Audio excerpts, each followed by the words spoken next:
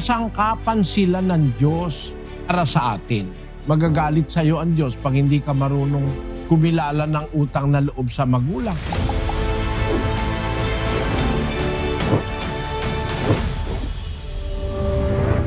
Actually, wala ka naman dapat gawin na para sa sarili mo, no? Para maalis yung dinaramdam mo kamong hinanakit sa magulang mo. Gagawin mo, mag-iisip ka lang na kung kaya ang nanay mo, tatay mo, hindi nagkagustuhan, lilitaw ka kaya sa maliwanag? Magiging tao ka kaya? Magkakaroon ka kaya ng damdamin?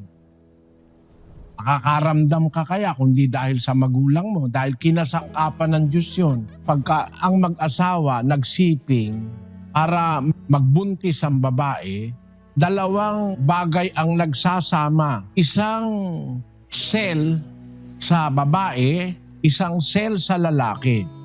Ang cell na ito yung sa lalaki, sperm cell, sa babae yung egg cell. Yun lang ang cell sa katawan natin na 23 lang ang chromosomes. Lahat ng cell sa buto, sa balat, sa laman, sa taba, sa lahat ng cell sa buong katawan, lahat ng bawat individual cell may 46 chromosomes. Every human cell. Pero yung egg cell, 23 lang. Yung sperm cell, 23 rin. Yun ang nagkikita pag nagtatalik ang lalaki at babae para ma-fertilize yung itlog ng babae. 23 plus 23 makakabuo ng isang cell na may 46 chromosomes. Yun ngayon ang unti-unting magdi-divide para maging 2 cell, 4, parami ng parami, hanggang magkaroon ng tinatawag na fetus o yung nagiging bata. Kung hindi sa nanay mo at sa tatay mo na nag-contribute, di ka tao ngayon. Kahit ano pa ang magulang mo, kahit na gaano pa sila kasama, kahit ano pa ang hinanakit na naidulot nila sa'yo, ang gagawin mo lang, kakalimutan mo lang naman yun . Total, di ka naman patay. Kumpleto ka naman. Sa awa ng Panginoon, di ka bulag. Siguro kung pinagmalupitan ka nung ikaw ay bagong panganak, baka hindi ka nabuhay. Wala kasing taong nabubuhay na walang mag-aalaga. Ang tao hindi kagaya ng pawikan. Yung pawikan, pag ipinangitlog doon sa dalampasigan, tatakpan ng pawikan ng buhangin yung mga itlog niya. Pagdating ng tamang panahon, mapipisa yun. Walang nanay yan, walang tatay. Parang ulilang bata yan . Pero pag nakataka sila doon sa pinanggalingan nilang kung saan sila napisa, papunta yan sa tubig. Pag nakarating sa tubig yan, lawak-lawak na ng dagat. Huwag lang silang makakain ng ibang mga kumakain, lalaki na silang mag-isa. Parang yung isang manok na sisiw, yung manok na sisiw na yon, huwag lang makakain ng daga, pusa, aso, lalaki yung sisiw mag-isa. Pero ang tao hindi pwedeng ganon. Dapat may magpapadedi sa'yo. Yung sinasabing kasaysayan ni Tarzan, nalagaan ng mga unggoy. Maniwala ka rin, di totoo yun. Aalagaan ka ng unggoy, padididehin ka ba ng unggoy? Ka ba naman dededi ka sa unggoy? O kaya dededi ka sa gorilla? Hindi totoo yun.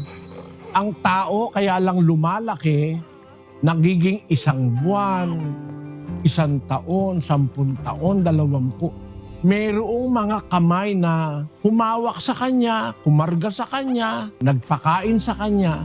Kaya kahit na bandang huli, ang paniwala natin, masama yung ginawa ng magulang natin sa atin, yon dapat na yon ay matakpan nung kanilang ginawa para ikaw ay lumaki at mabuhay.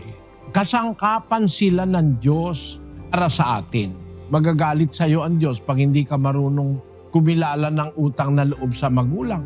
Ang anak, mayroon tayong utang na loob sa ating mga magulang. Ang mga anak, nararapat nating igalang ang ating ama at ina. Basahin natin ang 6:1 ng Efeso. Mga anak, magsitalima kayo sa inyong mga magulang sa Panginoon sapagkat ito'y matuwid. Igalang mo ang iyong ama at ina na siyang unang utos na may pangako, upang yumaon kang mabuti at ikaw ay mabuhay na malaon sa lupa. May pangako ang Diyos pagka igagalang mo ang ama't ina, mabubuhay kang mabuti, mabubuhay kang malaon sa lupa, hahaba ang buhay mo. Sabi ng salita ng Diyos, pangako ng Diyos yun sa anak, nagagalang sa kanyang magulang, magmamahal sa kanyang magulang. Kaya paniwala ko ang dapat mong gawin, kung meron man silang nagawang mali sa'yo, maaalis yung hinanakit na dinaramdam mo. Ang pang-alis dyan, salita ng Diyos eh. Palitan mo ng paggalang. Palitan mo yung puot, yung pait ng pagmamahal. Maalis yan, pwede yun eh.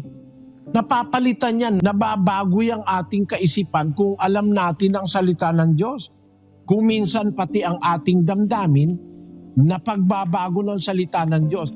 Palitan mo ng pagmamahal, ang salita kasi ng Diyos, igalang mo yung ama, ang iyong ina, siyang unang utos na may pangako. Kalimutan mo yon. Ang Diyos kinakalimutan nga yung ating kasalanan eh. Di ba pinapatawad tayo ng Diyos? Pagka tayo nagbalik loob, nagbautismo, nagbalik loob ka sa Diyos, yung mga kasalanan mo kahit ano pa yung pinapatawad yun eh. Basahin natin ang 2:38 ng gawa. At sinabi sa kanila ni Pedro, mangagsisi kayo at mangagbautismo ang bawat isa sa inyo sa pangalan ni Hesukristo sa ikapagpapatawad ng inyong mga kasalanan at tatanggapin ninyo ang kaloob ng Espiritu Santo. Pag nagbautismo, tatanggapin mo ang kaloob, papatawarin ang kasalanan mo. Kung ang Diyos marunong magpatawad, tayo pa. Yun Diyos hindi nagkakasala yun, hindi yun nagkakamali. Siya marunong umunawa sa mga nagkakamali, nagpapatawad siya. Ikaw nagkakamali ka eh, hindi ka naman kagaya ng Diyos eh. Hindi ka ba pwedeng magpatawad? Nagkakamali ka rin. Sa Mateo 6:14, ganito. Sapagkat kung ipatawad ninyo sa mga tao ang kanilang mga kasalanan, ay patatawarin naman kayo ng inyong Ama sa kalangitan. Datapwat kung hindi ninyo ipatawad sa mga tao ang kanilang mga kasalanan, ay hindi rin naman kayo patatawarin ng inyong Ama ng inyong mga kasalanan. Pag nagpatawad ka, papatawarin ka rin. Kaya siguro ang payo ko sa'yo, kalimutan mo na lang yung hinanakit mo sa magulang mo. Kung nagkulang sila sa'yo, kinasangkapan naman sila ng Diyos para maging tao ka at makakita ka ng liwanag. Kasi lahat ng pait pwedeng maalis ng salita ng Diyos. Lahat ng sukal ng kalooban, lahat ng kung ano-anong mga damdaming masama, naaalis yan ng salita ng Diyos eh. 15:3 ng 1, pakinggan mo. Kayo'y malilinis na sa pamamagitan ng salita na sa inyo'y aking sinalita. At doon sa Santiago 1:21, Kaya't ihiwalay ninyo ang lahat na karumihan at ang pag-apaw ng kasamaan at tanggapin ninyo na may kaamuan ang salitang itinanim na makapagliligtas ng inyong mga kaluluwa.